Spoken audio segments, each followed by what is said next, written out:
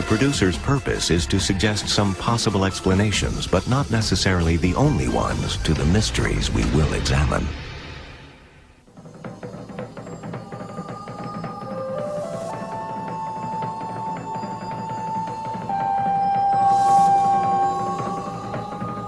A 1,000 years ago, Indian empires flourished in what is now Mexico and Guatemala.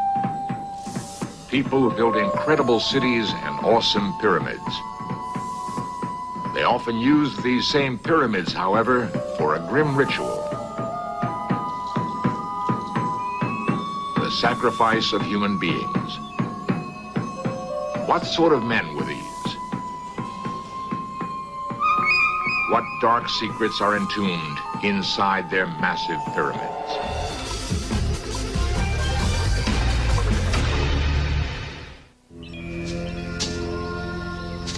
Vast areas of Central America are dense, uninhabited jungle. For centuries, the only regular visitors have been men known as chicleros. They come in search of the chicle tree, from whose sap chewing gum is made. Often, it was these chicleros who first discovered towering, vine-shrouded mounds, ancient stone pyramids. All over Mexico and Guatemala, pyramids lie in ruins, remains of many separate Indian cultures, some dating back thousands of years. The few pyramids that have been restored are among the most awesome works of antiquity.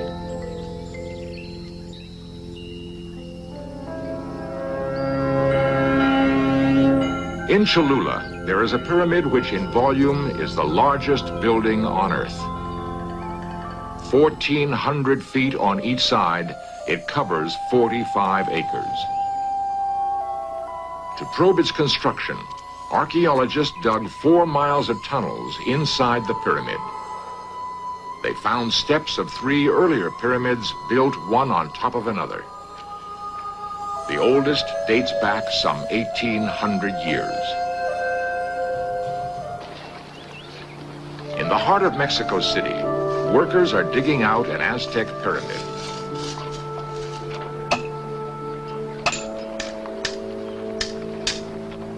Covering 2 city blocks, the ruins consist of 9 overlapping pyramids. Archaeologists are restoring the original appearance.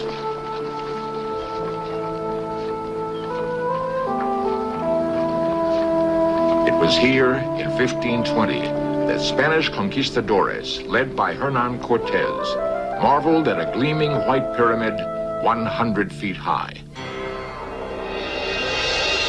It supported temples dedicated to the chief Aztec gods. The many temples and plazas comprised one of the great religious and ceremonial centers of ancient Mexico. When the Spaniards arrived in the New World, most of these pyramids were already in ruins, sources of mystery even to the native peoples.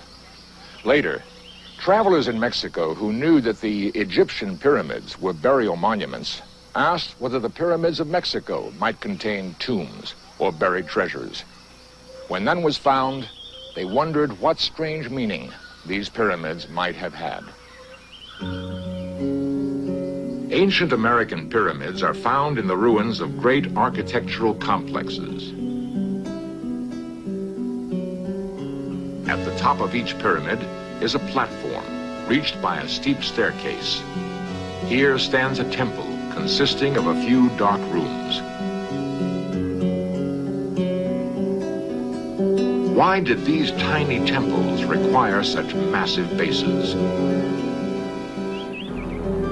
Near Mexico City sprawl the sun-baked ruins of Teotihuacan, largest and most mysterious city of ancient America. Dominating its avenues are huge pyramids. Here, the enigmas begin. Facing west, the largest pyramid of Teotihuacan was dedicated to the sun god. Only half the height of the largest Egyptian pyramid, the Pyramid of the Sun nevertheless covers the same immense area, almost 600,000 square feet. if the builders had contact with Egypt, no one can say. Recently, an ancient tunnel was discovered under the Sun Pyramid. It leads to a natural cavern where only a few pottery shards have been found. To Mexican Indians, caves symbolize Mother Earth. Some archaeologists believe the cave was the legendary birthplace of the pyramid builders' tribe. Its discovery has fueled speculation that somewhere in the huge bulk of the pyramid are hidden chambers, perhaps even a tomb. 300 meters from the Sun Pyramid is a group of ancient holes forming a triple cross. From this spot, on June 21st, the longest day of the year, the sun can be seen to rise over the pyramid's third notch, precisely marking the summer solstice.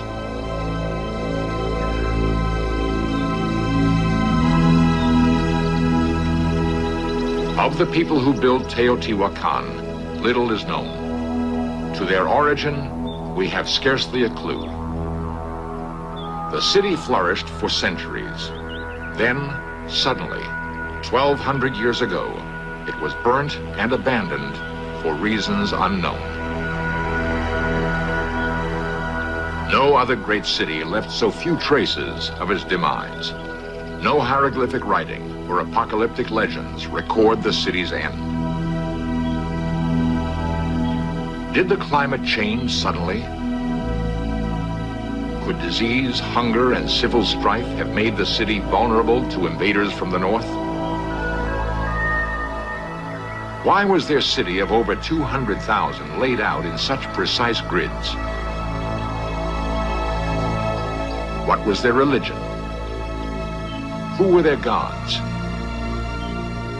We are still searching for clues. One pyramid is decorated with great serpents.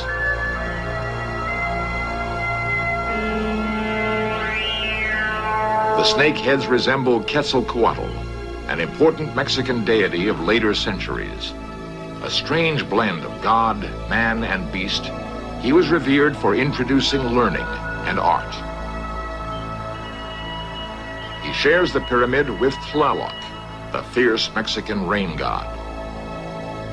Remarkably, the same goggle eyes are found 700 miles to the east in ruined cities whose people we do know. They were a separate culture, the Maya, and were somehow connected to Teotihuacan. Within a century of the end of Teotihuacan, the Mayan Empire also collapsed.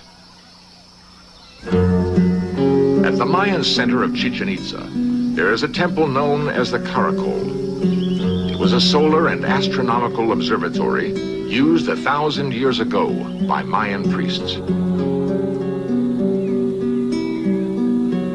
Night after night, astronomer priests charted the movements of heavenly bodies, making sightings with sticks or hollow tubes. Despite their lack of modern instruments, these early astronomers created a solar calendar whose accuracy was unrivaled until the 19th century. They recorded the rising of stars, had an excellent lunar calendar, and could warn of eclipses years in advance. The Dresden Codex, an ancient Mayan manuscript, preserves their calculation of the motions of Venus, accurate to 1 hour in a span of 300 years. For the Maya, the cycle of day and night was linked to the supernatural world of life and death. The 9 tiers of their pyramids represented the 9 levels of the underworld. Why, if the pyramids were connected with death, did they not have tombs? In 1949, archaeologist Alberto Rus was exploring a pyramid at the Mayan center of Palenque. To his surprise, he uncovered a rubble-filled staircase leading down to the heart of the pyramid.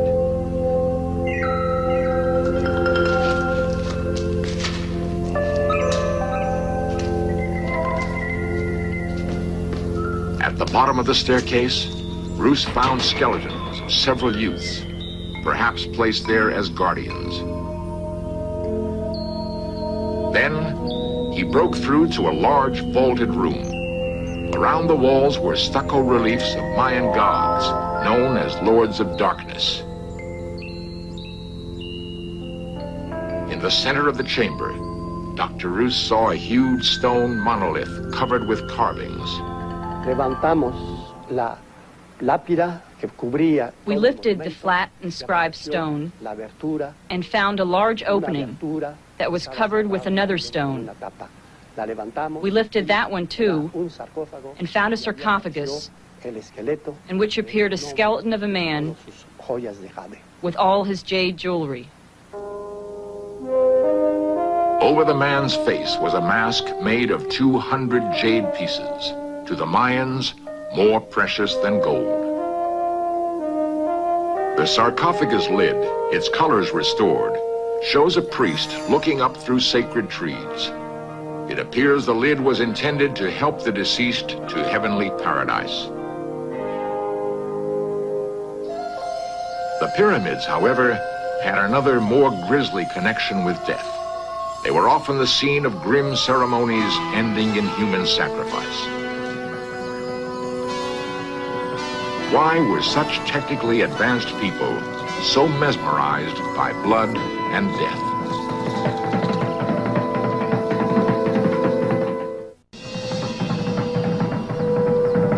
When archaeologists excavated the Caracol at Chichen Itza, they found 14 skulls on a platform adjoining the main stairway. The skulls belonged to victims of human sacrifice.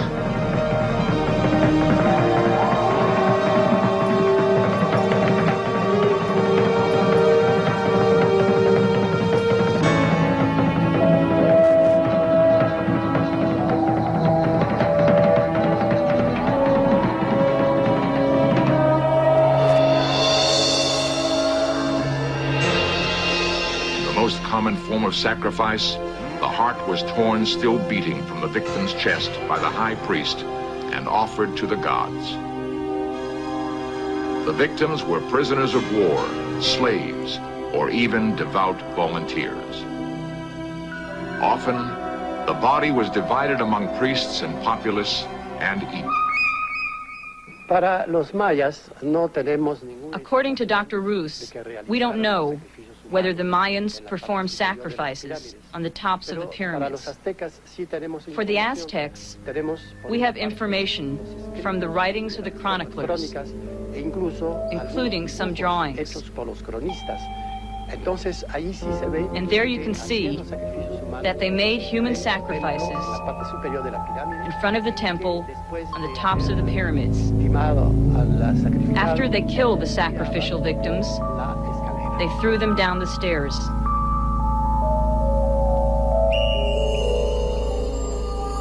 In front of the Pyramid of Mexico City was a bizarre structure called the Skull Rack. According to Spanish reports, it contained 136,000 human heads. The Aztec obsession with sacrifice was no isolated example. 5 centuries earlier, the Mayans of Chichen Itza also practiced sacrifice. It is believed that this platform once supported poles on which were stacked the heads of sacrificial victims.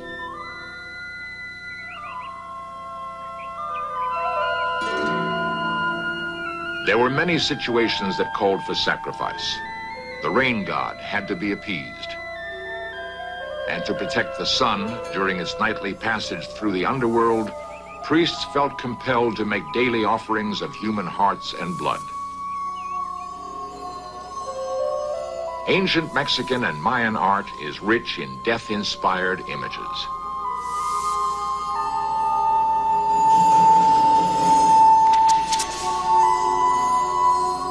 Nightmare visions of the grotesque, the fantastic, and the terrifying abound.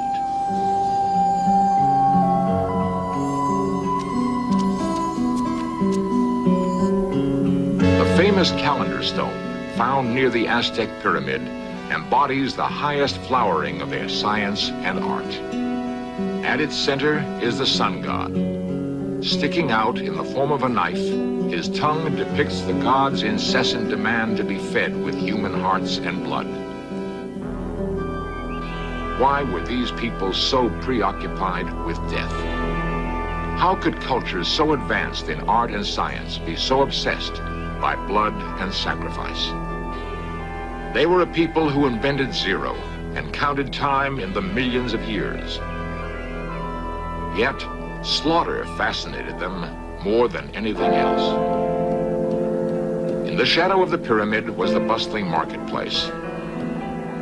Amidst clay pots and garden vegetables, a young man leads a procession.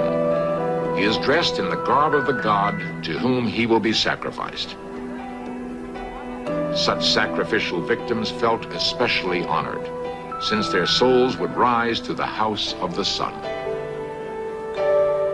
For ancient Mexicans, there were no absolute barriers between the living and the dead. They feared death, but believed it flowed naturally from life. We know their descendants, simple corn farmers living in the torrid plains and jungle villages of Central America. In the Yucatan, most of the villagers are pure Mayan. Today, the Mayans' descendants remain suspended between ancient and modern worlds, tied to unfathomed mysteries in the buried cities of their ancestors.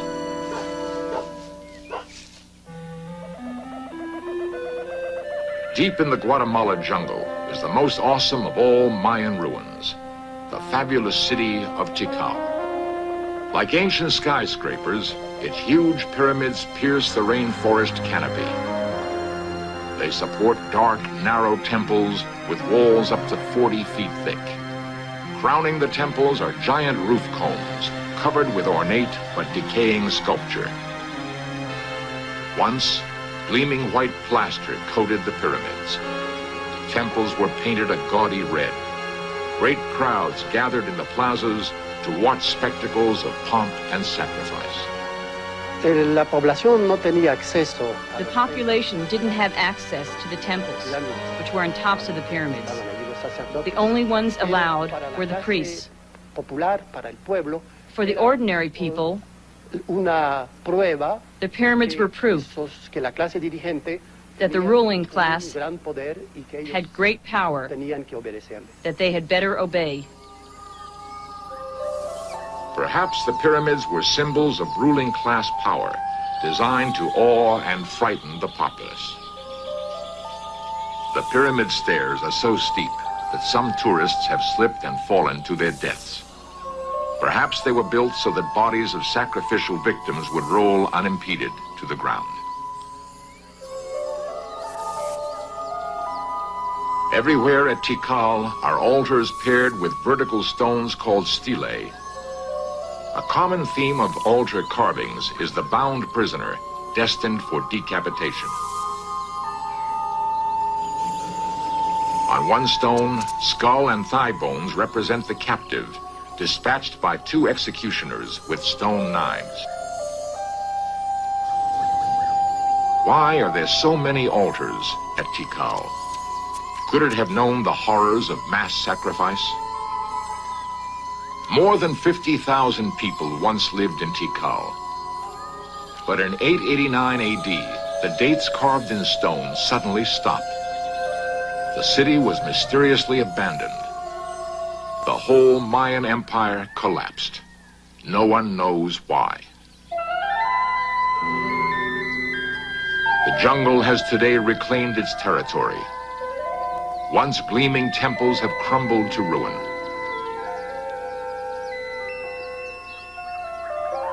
No other civilizations vanished so mysteriously.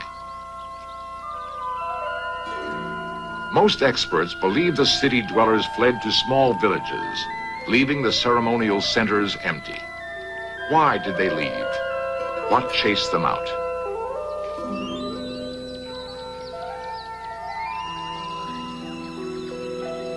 In ancient America, gods and men met in ways we may never understand.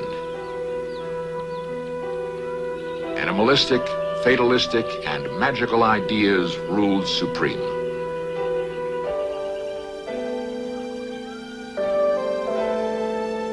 For these peoples, reality was multi-leveled, like the steps of their pyramids. In a system of mystical thinking alien to us, pyramids were symbolic stairways to heaven, the ultimate in spiritual technology.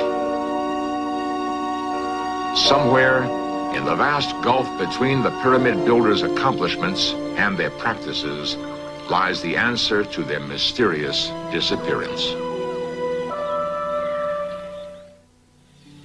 Primeval jungle spreads round Tikal in every direction. The dense rainforest covers 20,000 square miles, concealing countless ruins. Archaeologists are just now uncovering what could be the greatest ruin of all. 50 miles north of Tikal, an old Mayan road stretches toward the unexcavated city of El Mirador and its giant rubble-covered pyramids. Today, El Mirador is almost completely concealed by vegetation. Both larger and older than Tikal, it may be the first true city of the Americas. At El Mirador, archaeologists hope to find crucial clues to the strange fate of the lost civilization of the Americas. Coming up next, 20th Century with Mike Wallace reports on the winners and losers of America's ever-expanding gambling mania. Then the Coast Guard set sail on Weapons at War. And later tonight, Wealth and Power Week continues with Carnegie, Morgan, Rockefeller, and other captains of industry and robber barons who shaped the world we live in. At 9 here on the History Channel, where the past comes alive.